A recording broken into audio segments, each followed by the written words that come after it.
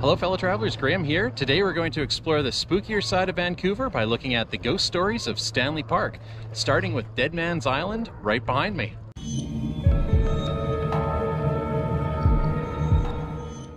Sitting adjacent to downtown Vancouver, this 1,000-acre park is visited by 8 million people each year. And while they visit the aquarium or stroll the seawall, they might not realize that the park also has a much darker side. Just offshore from Stanley Park is DEADMAN'S Island, a tiny patch of land which is steeped in dark history.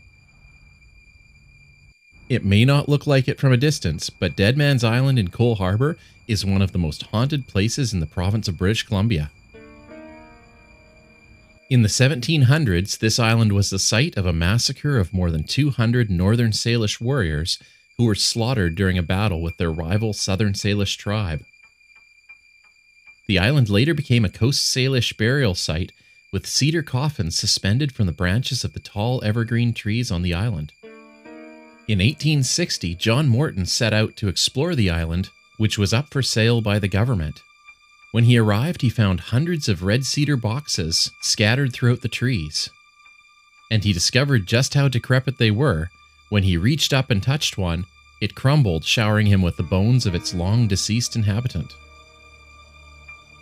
By 1870, Europeans and white settlers started to use the island for a burial ground as well, often disturbing the indigenous grave sites, which were either removed or relocated. Many of the victims of Vancouver's early tragedies ended up being buried on the island, like a number of people who were killed during Vancouver's Great Fire of 1886, or workers who died during construction of the Canadian Pacific Railway line. Then in 1888, the island served as a quarantine area during the smallpox outbreak. Those who contracted the illness were banished to the island, and to those who never recovered, the island became their final resting place. Even in early times, stories began to circulate about the cursed and haunted nature of the island. Pioneers described how eerie the island looked, with small cedar fences surrounding the old burial mounds. In 1909, police officers staying overnight on the island claimed that they heard the rattling of dead men's bones and shrieking skeletons. In his report on the incident, the police chief suggested that the source was human rather than supernatural, and recommended that his men carry torches so that they could be a little bit braver and the ghosts be a little bit less active. Then in 1942, during World War II, federal government gave the island to the Canadian Navy, and the naval base the HMCS Discovery was constructed right on top of this hallowed ground. None of the hundreds of bodies buried on the island were ever exhumed. Since then, there have been numerous reports of paranormal activity, such as the sounds of moaning chants and inhuman screams, disembodied voices, and strange spectral shapes roaming the island. And although the island is closed to the public, there have been several official reports made by naval officers. In one incident, leading seaman A.M. Hamilton was given special permission to stay overnight in the building. That night, she was awakened by the voices and footsteps of two men going up an outside staircase, followed by the sounds of furniture being rearranged in the base's radar room right above her. When she inquired about this the next day to the security officer who was posted at the base's entrance gate, she was told that no one else had passed through. She was completely alone on the island. A similar incident happened in 1991 when leading seaman C. Grant was stationed overnight. Well inside, he heard the double doors connecting the main building to the drill hall open and then close, which surprised him because he was supposed to be alone.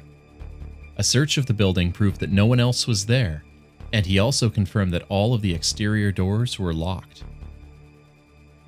Further instances of unexplained noises like moving furniture or unexpected voices have been reported over and over. But each time, the search for a plausible earthly explanation has come up empty-handed. One of Stanley Park's lesser-known landmarks is its Pioneer Cemetery. Hidden behind me amongst the bushes are the unmarked graves of some of British Columbia's earliest pioneers. Further along the seawall in an undeveloped section of Stanley Park is a little-known Pioneer Cemetery. The stretch of land between Brockton Point and the 9 o'clock gun was traditionally used as a burial ground for the indigenous people who lived here. But as Vancouver, formerly known as Gastown, was settled, this site became a pioneer cemetery. It's believed that as many as 200 bodies are still buried there along the peninsula. Although the exact locations were never officially recorded, the graves remain unmarked. Then in the late 1880s, a perimeter road was constructed around Stanley Park, paving over the Pioneer Cemetery and leaving the bodies right where they lay. Not far away, the Vancouver Rowing Club is another hotspot for paranormal activity. This building has been home to the rowing club since 1911, but the land on which it sits once served a much different purpose. Chinese immigrants would often bury their dead on the shores of what would later become Stanley Park. However, Chinese custom dictated that the remains of these bodies needed to be exhumed and sent back to China for reburial. Failure to properly do this was said to create Po, homeless and malevolent ghosts who stuck around and haunted their living relatives. Staff at the Vancouver Rowing Club claim that their space is now haunted by these spirits. Strange, unexplainable occurrences are frequently reported within the club, and staff and guests at the club have reported numerous ghosts drifting within its walls. Another dark location within Stanley Park is the area that lays right beneath the Lionsgate Bridge. Before this waterway was dredged in the early 1900s, it was known as one of the most hazardous waters in Canada. Unmarked hazards and wild waves resulted in the sinking of many ships, drowning dozens of passengers and crew. It's said that many of the people that lost their lives here linger in and around the inlet's cold waters. And it's common to experience phenomena such as sudden temperature drops, cold breezes, or to hear disembodied voices. And some say that on cold, foggy nights you can look around and see the sight of a ghost ship and its crew drifting on the water. In addition to ghosts and graves, Stanley Park has also been home to its fair share of tragedy. Siwash Rock is one of the park's most recognizable landmarks, but sitting beneath it is a plaque that serves as both a memorial and a warning. In 1966, Robert Tribe died while jumping off of Siwash Rock. Robert unfortunately failed to notice that it was low tide and dove to his death from the top of Siwash Rock onto the jagged rocks below. More recently, a visitor from Alberta fell 70 meters to their death from the top of Prospect Point after climbing past a guardrail. Tragically, the incident occurred at almost exactly the same spot where a 22-year-old Abbotsford man also fell back in 2014. Even more sinister is the fact that the park has been home to a number of murders. A map from the Coroner's Service of British Columbia shows 12 different sets of unidentified human remains that have been discovered within the park. Another chilling location from Stanley Park's history, I'm standing at the location of one of Vancouver's oldest unsolved mysteries, the mystery of the Babes in the Woods. In 1953, workers clearing a forested area of the park discovered the bodies of two young boys, wrapped in the remains of a woman's oilskin coat. Next to them lay a small, rusty roofer's hatchet, with its handle broken in two places, that was determined to be the murder weapon. The boys were believed to be about 6 and 10 years old, and passed away about 6 years prior to the discovery.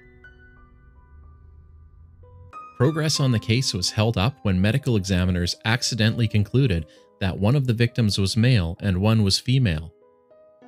However, DNA testing in 1998 proved that both of the victims were male.